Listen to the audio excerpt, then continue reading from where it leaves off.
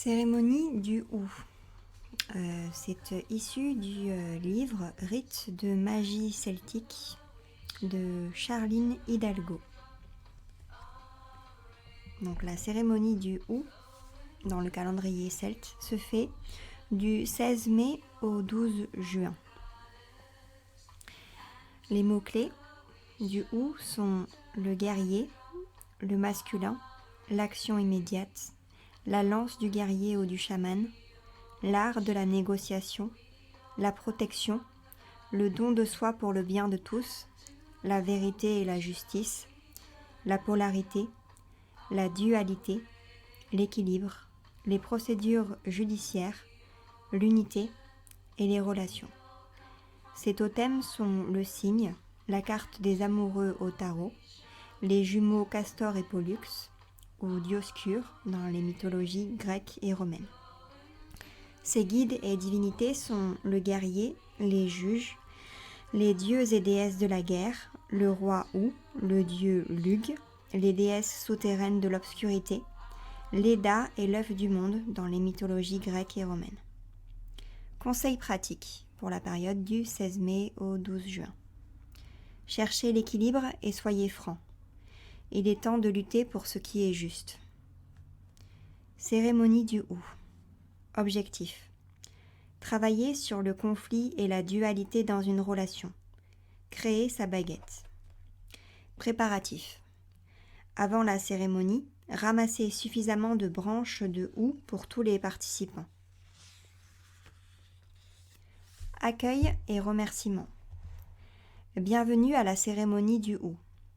Présentez-vous et faites le tour du cercle en demandant à chaque participant d'indiquer son nom et la raison pour laquelle il s'est joint à vous. Demandez à vos invités de fermer les yeux et observez un moment de silence pour vous préparer à la cérémonie.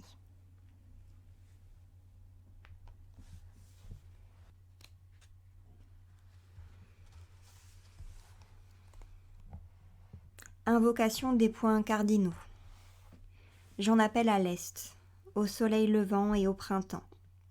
J'en appelle au nouveau départ et aux nouvelles idées. J'en appelle aux créatures ailées. J'en appelle au divin qui nous guide dans toutes nos entreprises. J'en appelle à l'élément air et honore les 4 vents. J'honore l'intelligence, l'inspiration et la communication. J'honore les arbres de l'Est ainsi que leurs divinités, totems, guides et gardiens. J'en appelle au sud, au soleil de midi et à l'été.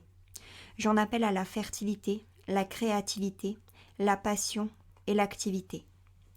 J'en appelle aux plantes, aux fleurs et aux arbres.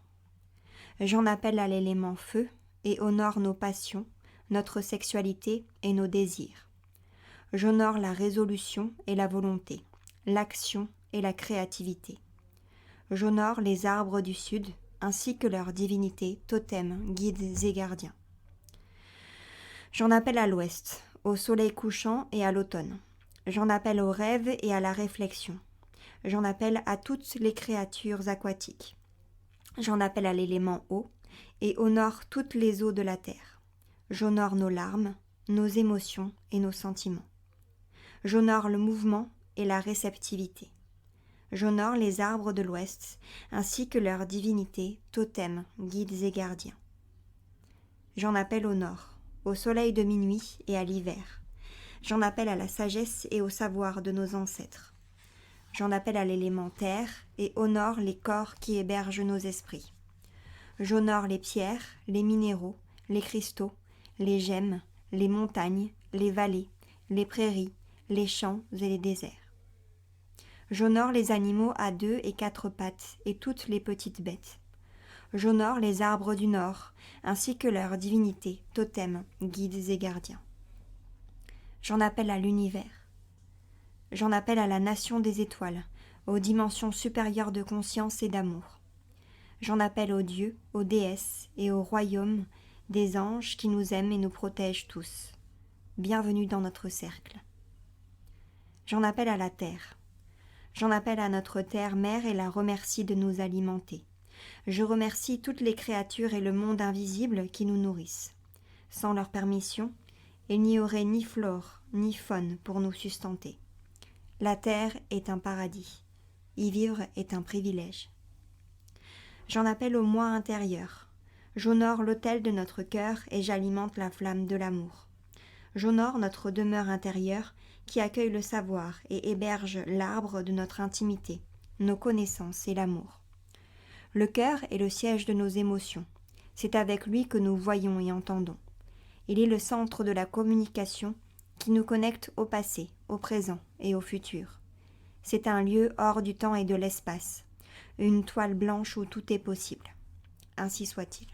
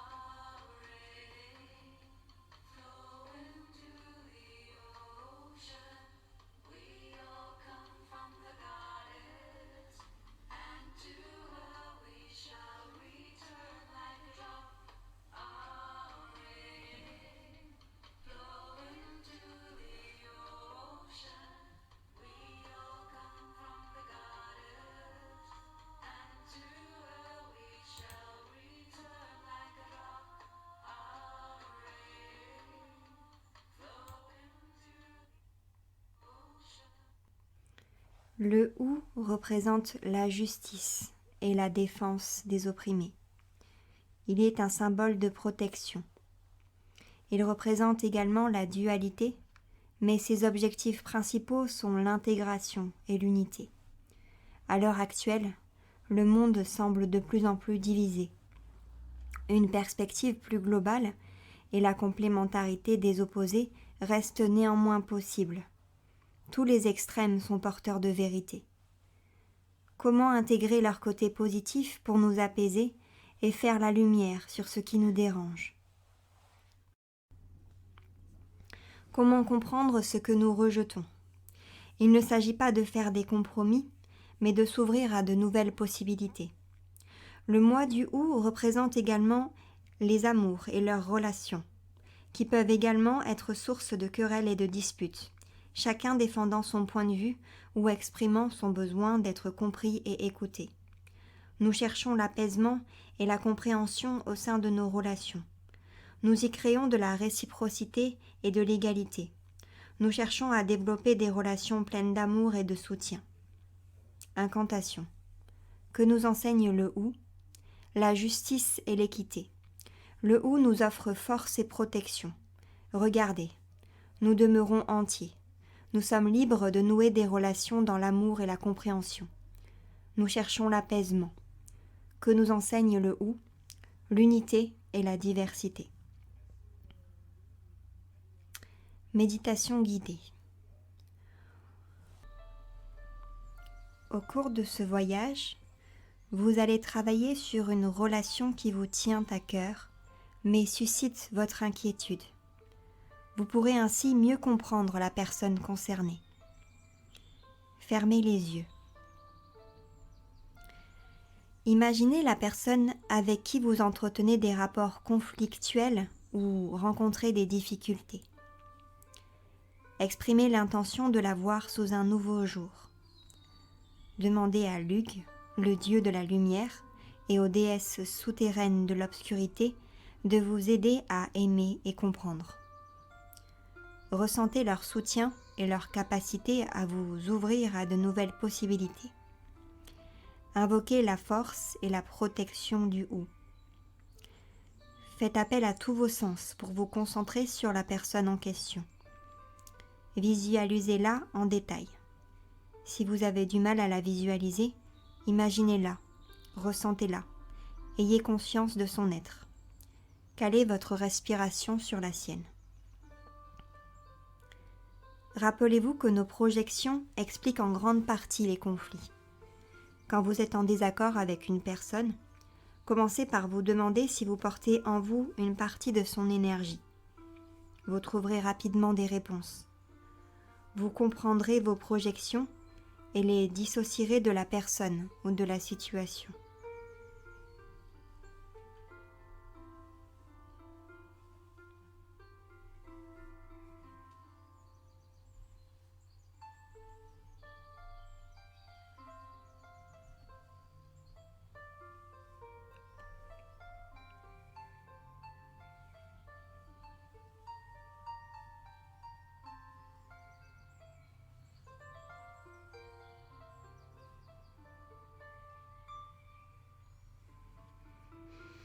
Vous prendrez conscience de ces pensées, sentiments, souvenirs ou messages.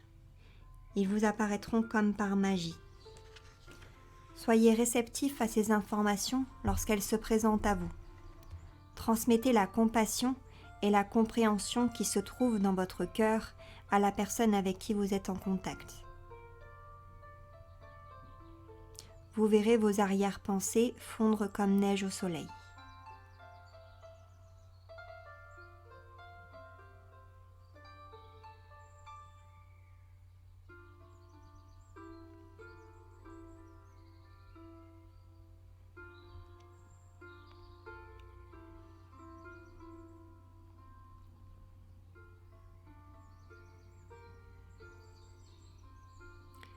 Une fois que vous avez terminé, recentrez-vous sur vous-même et déconnectez-vous de la personne.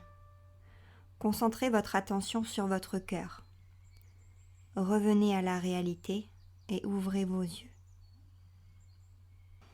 Faites passer le bâton de parole. Demandez aux participants de partager leur expérience et d'indiquer dans quelle mesure cette méditation leur a permis de changer d'avis sur la personne et leur conflit. Activité. Créer une baguette en houx. Demandez aux participants de choisir une branche de houx qu'ils pourront ramener chez eux. Accordez-leur du temps pour qu'ils en fassent une baguette de protection qui leur rappellera de faire un travail sur eux-mêmes, sur leur projection sur les autres ou arrière-pensée due à la jalousie, l'envie, le jugement ou une blessure, mais aussi à faire preuve de compassion envers les personnes différentes ou envers eux-mêmes s'ils sont tiraillés par des choix contraires. Encouragez-les à décorer leurs baguettes quand ils seront de retour chez eux. Faites le tour du cercle et demandez à chaque participant d'exprimer ce que leur baguette représente à leurs yeux. Par exemple, ma baguette de houx représente le pardon et la compréhension. Ma baguette représente l'unité et la plénitude. Me rappelle de travailler sur moi-même et de prendre conscience de mes projections. Ma baguette représente la diversité et le respect de la différence. Elle me rappelle de maintenir l'équilibre entre les extrêmes et de faire preuve de neutralité. Faites le tour du cercle et demandez à chaque participant d'exprimer un vœu de guérison. Envoyez de l'énergie aux personnes en conflit pour les aider à comprendre le point de vue opposé et accepter la différence en termes de culture, de relations, de religion ou de système de croyance. Demandez aux participants de pointer leur baguette de houx vers le centre du cercle et de dire « Ainsi soit-il ».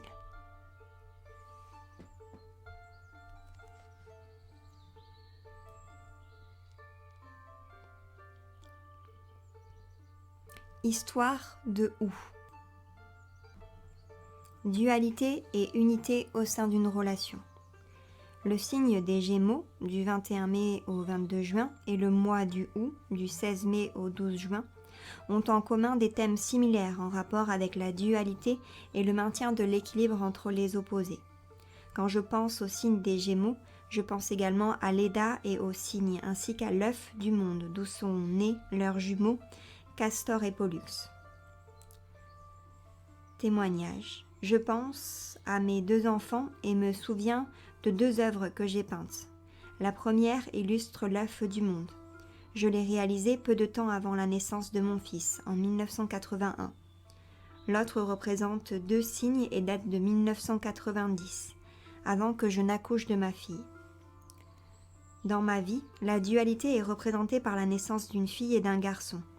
Mon fils est Gémeaux ascendant Gémeaux, le signe de l'intimité. Son ascendant et son soleil se trouvent en Gémeaux, et sa vie est remplie de l'énergie du Ou. Ma fille est née avec la lune en Sagittaire, c'est-à-dire le signe opposé des Gémeaux. Son soleil et sa lune se trouvent dans des signes antagonistes du zodiaque. Les nœuds lunaires ascendants et descendants de mes enfants sont dans des signes opposés, respectivement en Verseau et en Lion pour ma fille et en Lion et en Gémeaux pour mon fils, et en Verseau pour mon fils. Le nœud lunaire ascendant représente ce que nous cherchons à atteindre, la nouveauté. Le nœud lunaire descendant représente les leçons tirées, les compétences acquises et ce dont nous voulons nous éloigner.